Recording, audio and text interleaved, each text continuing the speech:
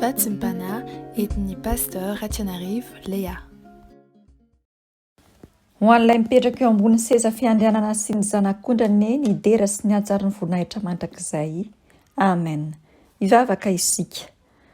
Manolotra ny fanatim-pisaorana sy ny fanatim-piderana ho anao izay ry Andriamanitra iray zanaka ary fanahy masina amin'ity maraina ity. Lehibe tsy takatry ny sainay ny fitiavanao ary dia mbola nomenao izao fotoana izao izay ahafahanay mandray ny teninao dia ny vatsim-panahy. Aidino ny fanahinao masina Jesosy aminay tsiraray avy. Ameno anay, anenika anay, ananofanany fonay, ahaizanay mitahiry ny teninao. Amin'ny anaranao Jesosy Kristy Tompo, ilay teny tonga nofo no angatahanay sanaovanay izany vavaka izany. Amen. Ampifaliana sy ampitiavana no iarabanantsika rehetra amin'ny anaran'i Jesosy Kristy Tompo, ary dia ampitombona amintsika mandrakariva ny fahasoavana sy ny fiadanana. Tenin'Andriamanitra izay angalantsika ny vatsim-panahy amin'ity maraina ity dia amin'ny bokin'ny Hagai, toko 2, andininy 4, tapany farany. Livre de Hagai, chapitre 2, verset 4, vakiana amin'ny anaran'i Jesosy.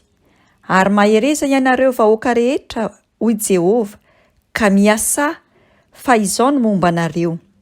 Hoy Jehova, tompony maro. Amen.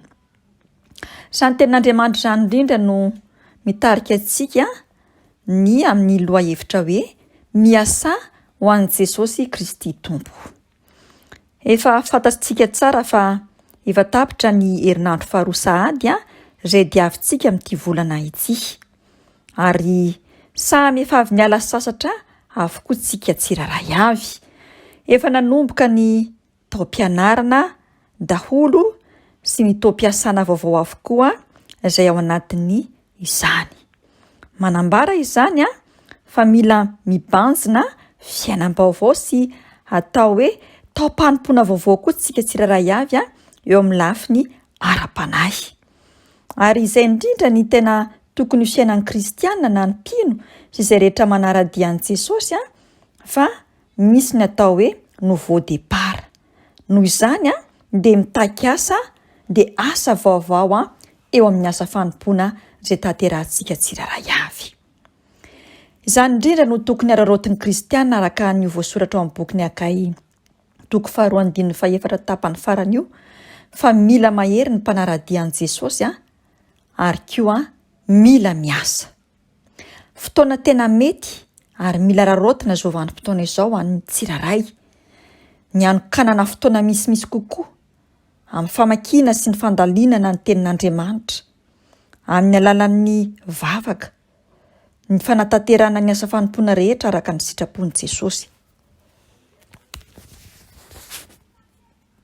Izany indrindra no mahatonga ny Mosesy ilaza sy amepetra ny Josoa mba atoky amin'ny tenin'Andriamanitra ka resaka sy saintsaina izany ary akatoy izay voalaza rehetra ato amin'ny Baiboly dia ny soratra masina manao hoe aoka tsy hiala amin'ny vavanao ity bokin'ny lalàna ity fa saintsaino andraman'alina hitandremanao anao araka izay rehetra voasoratra eo ary amin'izany dia alavorary lalànao ianao sady ambinina tsy efa nandidanao va aho ko maheresa sy mahatanjah aza matahotra na mivadi-po fa mombanao Jehovah Andriamanitra ao amin'izay rehetra alehanao.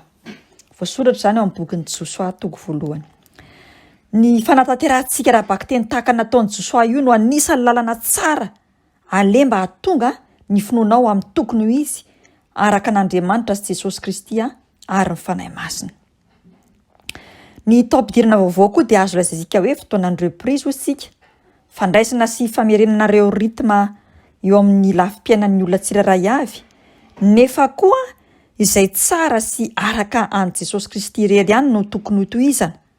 Atsaraina, ampitomboina, amafisina. Tsy azo adonoina amin'izany indrindra ny reprise de notre participation active dans l'œuvre de Dieu. Ary aoka ny fanahy masina irery ihany no anome tolotsainantsika ka hanosika atsika natanteraka izany asany izany bebe kokoa hatrany. Ary izay no nahatonga ny Paoly ilaza hoe ary ny fanantenana dia tsy mampamenatra satria ny fanahy masina izay nomena antsika no netiny nampidina ny fitiavan'Andriamanitra ho ao am-pontsika. Izany no manosika antsika anao ny asa tsara mandrakariva fa tsy asa rasy na matimaty. Ny olona rehefa miasa mantsy dia mieritreritra trany izy ny tombontsoa azy manokana amin'ny vokatra izay azony amin'ny asa izay tanterahany. Hitantsika sy fantatsika loatra izany, ary indrindra ny fitadiavana ny azahoan'ny nofo fahafahampo sy fahombiazana amin'ny lafim-piainana. Izay no antony hiasany professionnellement aussi isika. Ny tena kristianina marina kosa dia mifanohatra amin'izany, satria voasoratra ao amin'ny filazantsarany Jaona 9:7 amin'ny anaran'i Jesosy: aza miasa ahazo ny anana mety ho levona, fa ny anana izay maharitra ho fiainana mandrakizay izay omeny zanak'olona anareo, fa izy no nasain'Andriamanitra iray tombo-kase. Amen. Tanteraka tokoa izany raha karakarainao ny fonao ka maniry mandrakariva ianao hanaja sy hatahotra an'Andriamanitra izay nahary anao. Manamafy izany koa Paoly apôstôly milaza hoe: miasa mitahotra sy niofotra ahatanteraka ny famonjenanareo.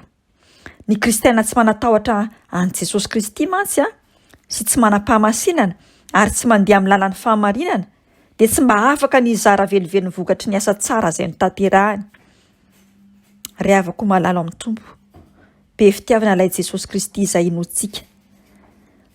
Milaza fa kristiana nefa mitaky amintsika koa izy mba hanaja, hanana fahatahorana, fangovitana, fanetretena eo anatrehany, ka iainantsika sy ankatoavintsika ny teniny mba hahatonga asianao hiasa tsara ho an'ny tombo Jesosy amin'izao fotoana sy ora izao indray.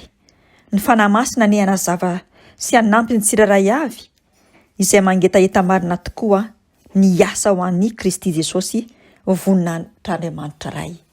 Amen. Jesosy Kristy Tompo, misaotra anao izay noho ny amin'ny vatsim-panaiso nomenao anay. Ataovy manana etaeta mandrakariva izay ny asa ho anao tokoa ny hampandroso ny fanjakanao dia hiasa mitahotra sy amin'ny ovitra, hiasa mpitiavana sy hampanetretena ahatanteraka ny sitraponao, ary ny zavatra rehetra izay tanterahanay ny Jesosy dia oka ho tanterahanay ho araka ny sitraponao sy araka ny fitiavanao rery ihany. Amin'ny anaranao Jesosy Kristy Tompo no angatahanay sy anaovanay izany vavaka izany fa ny fahasoavanao sy ny fomba anao ho aminay tsirairay avy. Aleluia. Amen.